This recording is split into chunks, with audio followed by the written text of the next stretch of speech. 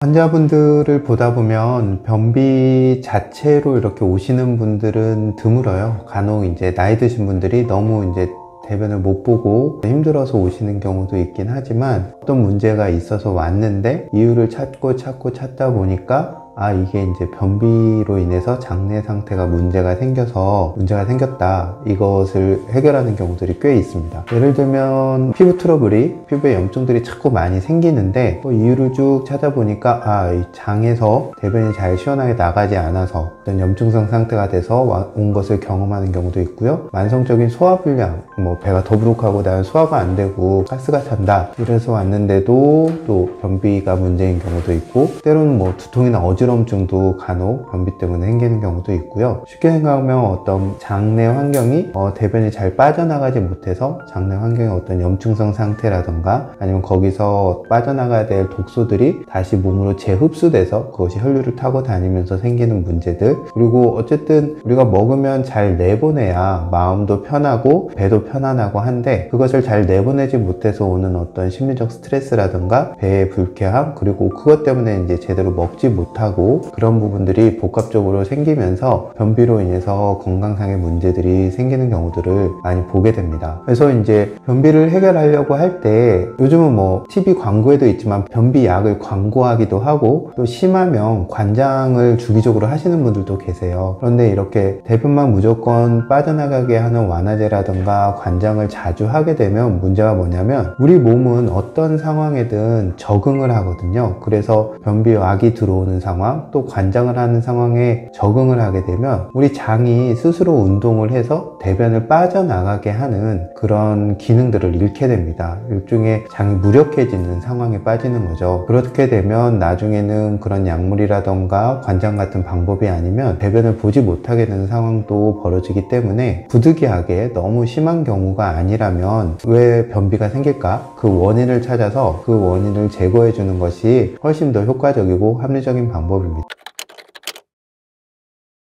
현대인의 변비를 봤을 때 제가 환자분들을 보면서 변비로 고생하는 분들을 몇 가지 케이스가 있는데요. 첫 번째로는 주로 이제 나이 드신 분들, 노인분들한테 자주 생기는 현상이기도 하고, 때로는 다이어트를 심하게 하는 젊은 분들에게서도 보이는데 먹는 양 자체가 너무 적어서 생기는 경우도 많이 있습니다. 그러니까 식사량이 적다 보니까 당연히 대변의 양도 줄어들게 되겠죠. 그럼 대변의 양이 줄어들게 되면 대장의 끝에 가서 마치 마개처럼 그게 딱딱하게 굳어서 이렇게 대변을 꽉 막고 있는 경우들이 발생을 하게 됩니다. 그런 경우에는 변을 보기가 힘들고 배에도 가스차고 불편하게 되죠. 그래서 우리가 일정한 식사량을 먹는 것도 굉장히 중요합니다. 그리고 이제 나이 드신 분들 같은 경우는 이제 한약에서는 진액이 마른다, 혈이 허하다 이렇게 표현을 하는데요. 책 자체가 너무 부족해져서 대변이 마르는 경우도 발생합니다. 노인 변비에 그래서 대부분이 식사량이 너무 적고 그다음에 진액이 부족해서 대변이 딱딱해져서 생기는 변비가 많이 있어요.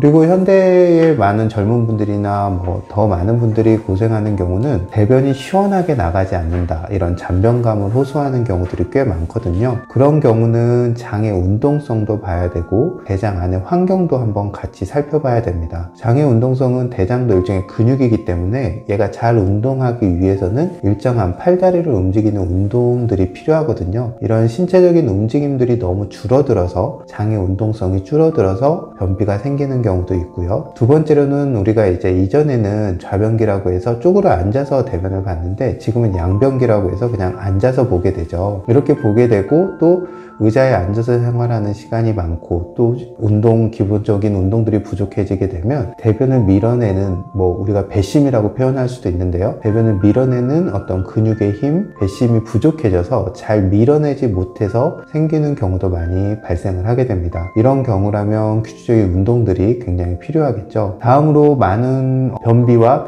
유사한 증상 때문에 고생하는 분들은 스트레스가 역시 주범입니다. 스트레스라고 하면 몸에 긴장 반응을 일으키게 되는데요. 위와 장의 운동과 어떤 장의 활동들은 내가 편안할 때, 긴장 상태에서 벗어날 때 활발해지게 되는데 늘 만성적으로 긴장하다 보니까 장의 운동성도 나빠지게 되고 스트레스가 생기면 실제로 우리가 심한 스트레스를 받으면 장내 세균총 자체도 바뀌게 되거든요. 이런 것 때문에 생기는 변비도 있고 또 늘 긴장하게 되면 이전에도 한번 말씀드린 적이 있는데 흐름들이 자꾸 위로 치밀어 오르고 가슴 쪽으로 몰리는 현상들이 생깁니다. 그러면 밑으로 내려가는 흐름들을 방해하기 때문에 물리적으로 대변이 시원하게 잘 나가지 못하고 변비나 잔변감을 호소하게 됩니다. 마지막으로 먹는 음식의 문제도 역시 당연히 변비의 원인이 될 수 있습니다. 아까 먹는 양이 너무 적어도 변비가 생길 수 있다고 했지만 음식의 종류도 중요한데요. 네, 많은 분들이 아시는 것처럼 섬유질이 부족한 음식을 섭취한다는 거, 그리고 수분이 부족한 음식을 섭취하는 거 중요하고요. 그 다음에 가장 요즘 현대인의 변비의 주 원인이 되는 것 중에 하나가 바로 가공식품입니다. 가공식품은 뭐냐면 본래 가지고 있는 식재료가 가지고 있던 좋은 영양도 뺐지만 좋은 섬유질과 같은 좋은 물질적인 부분들도 제외하게 되거든요. 그러니까 그것들이 우리 몸에 들어가면 그걸 소화시키고 내보내기 위해서는 거기서 우리가 뭘 얻는 게 아니라 오히려 더 투입해야 되는 상황이 빠지게 됩니다. 그렇게 되면 몸 안의 환경이 건조해지고 말마르고 그러면 변비가 더 생기기 쉽게 됩니다.